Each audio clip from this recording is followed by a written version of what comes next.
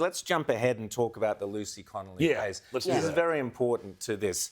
And I'm sorry to mess our producers around, but we're going to jump ahead to the Lucy Connelly thing because this was a woman who put out a tweet after those horrific murders. There were 3 young girls murdered, and it was incorrectly blamed on an illegal immigrant at the time. But there was so much passion and heat and I guess, emotion around the issue. Obviously, you can imagine 3 little girls killed at a Taylor Swift fancy dress party. She put out a pretty nasty tweet, it's true, but she took it down 4 hours later. But she went to jail. She was going to be for 31 months. She pleaded guilty because she was told that she'd be in jail for 5 years. She'd never see a daughter growing up. So anyway, it's a long story, but she's now out. They've released her. But this is where this goes. And what we're seeing already, James mentioned that the ABS, they already were arguing about how many people are coming into this country or are not. Once you start that argument, you know you've already lost, because if you're worried about how many people are coming in, then it's too many. But tell us about the Lucy Connelly thing, where we're up to now. Well, Lucy Connelly, as you say, she put up an offensive tweet. She thought better about it. She took it down later on. But somehow, this wound up in Keir Starmer's Britain. The stormtroopers came to the door,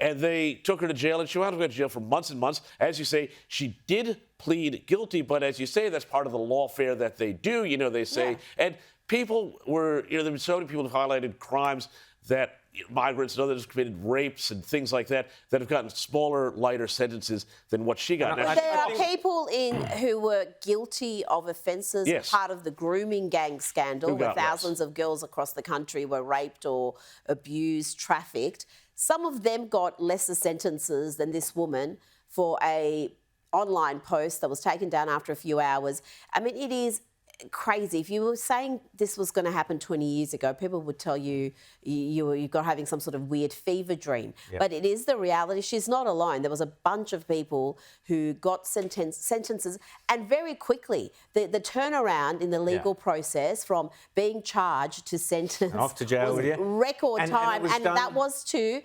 silence dissent. That was sending a message that if you share, even on your own Facebook page or X, a thought that is about not pro-migration, that is critical of illegal immigrants, then you might get a knock at the door. And never mind going to jail, just having the cops at your door, the legal process, the cost. I mean, nobody wants to face that. Well, let's have a listen to Lucy Connelly. She's been released now. She's claiming to have been Keir Starmer's first political prisoner. Have you been Keir Starmer's political prisoner?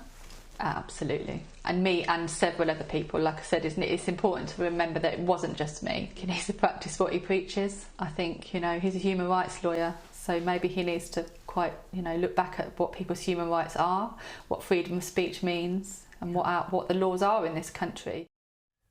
And what Rita mentioned, which is chilling about this is happening here. We have an e-safety commissioner so what the left are terrified of is the fact that people criticise their policies on social media. That's what it's all about. Forget all this about child safety and all the rest. That's all nonsense. What's going on around the world, the global left are terrified. The global left who believe in open borders, there shouldn't be any borders, everyone should be able to go wherever.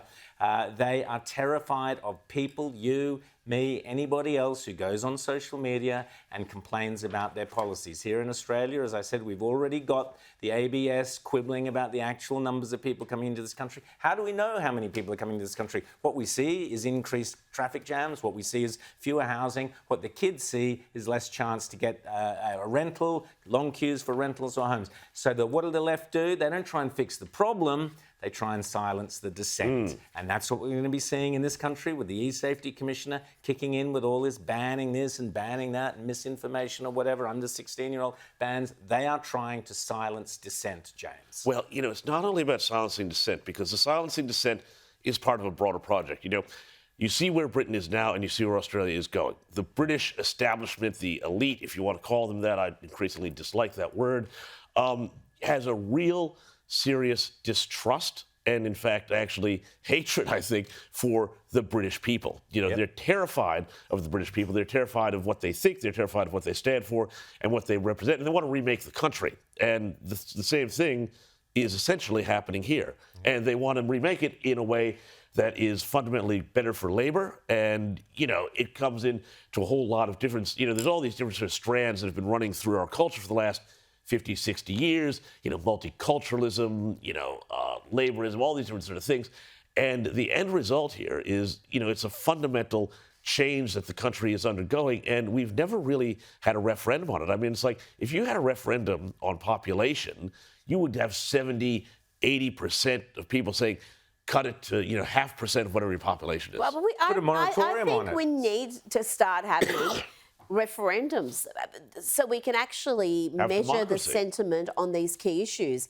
And cost is obviously a concern, but I think in the modern age, there's all sorts of ways of doing that don't have to cost an enormous amount. But the Australian people should have a say on fundamental issues that shape the country. We did with The Voice, and that result was resounding. And I think it would be resounding if it came to population. I think it would be resounding if it came to a number of cultural issues that go to the values of a country. And that, I think, is the only solution, because as long as we've got an opposition that is too gutless to actually take a firm position and give us a choice, where do people express how they feel? Well, they can't really express it on social media because we've got the E-Safety Commissioner deciding what you can and can't post. And I think that's one of the reasons they're so terrified, because they saw throughout the Voice campaign all the money, all the corporates, all the sporting organisations, everybody, all the big donations were for the yes side. The no side was a grassroots campaign, essentially. People were posting on social media, and they're scared of that. They're scared of people actually having a say and being heard. As much as they talk about punching down and punching up, the left is all about punching down. They hate ordinary people. They want to...